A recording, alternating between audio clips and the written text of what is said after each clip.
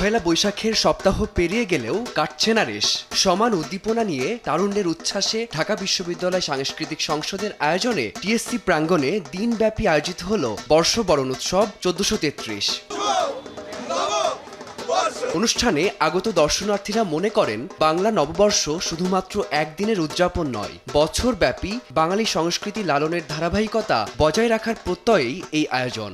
বৈশাখ তো আসলে একদিন না, এই পুরো সংস্কৃতিটাকে আমরা আসলে সারা বছরই ধারণ করি। তো এক সপ্তাহব্যাপী বলা যায় আমরা বৈশাখ পালন করেছি আর কি, অতঃপর আমাদের এই উৎসব। ঢাকা বিশ্ববিদ্যালয় সাংস্কৃতিক সংসদ একদম বাংলার গ্রাম্য যেই ভাবটা সেটাকে তুলে আনার চেষ্টা করে। বৈশাখ যেহেতু আমাদের বাঙালির লোকসংস্কৃতির সাথে খুব ওতপ্রোতভাবে জড়িত, সেই জন্য আমাদের এই বৈশাখটা আয়োজন।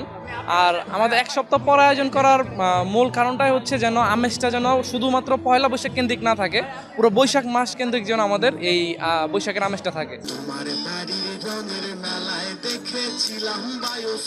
বর্ষবরণ উৎসবে নাগরদোলার পাশাপাশি শেকড়ের স্বাদ ফিরিয়ে দিতে ছিল বিলুপ্ত প্রায় পুতুল নাচ এবং বায়োস্কোপ। এছাড়াও কুটির শিল্প প্রদর্শনীতে ফুটে উঠেছে আবহমান বাংলার চিরন্তন ঐতিহ্য। এখানে এসে আমার লাগতেছে যে আমি মেলায় আসছি, তো পিচ্চি বেলায় মেলায় যাওয়া হতো আমার এলাকার মেলায়, তো এখানে ভালো লাগছে। এখন ভার্সিটিতে আসছি। প্রতি বছরের মতন এই বছরও ধরেন যে গ্রামীণ মেলার আয়োজন করা হয়েছে। নাগরদোলা, বিভিন্ন রকমের স্টল, ফুড স্টল, তারপরে কাপড়ের স্টল বা জুয়েলারি স্টল। আর বলবো যে এখানে হচ্ছে মানে আমরা মূলত চাই কি যে হচ্ছে বাংলার সংস্কৃতিকে তুলে ধরা।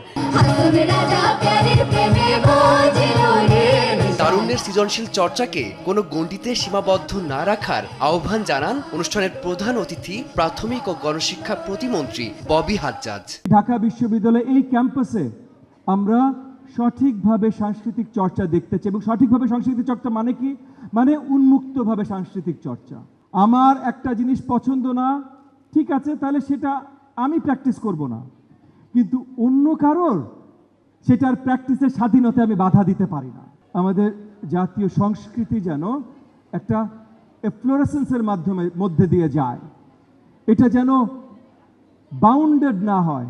আয়োজন জুড়ে ঐতিহ্যবাহী নৃত্য, সঙ্গীত ও নাট্য প্রদর্শনীর মাধ্যমে সব ভেদাভেদ ভেঙে সংস্কৃতির আলোয় দূর হবে সকল সংকীর্ণতা, এমনটাই প্রত্যাশা সবার। ফারদিন মাঝার, সময় সংবাদ, ঢাকা।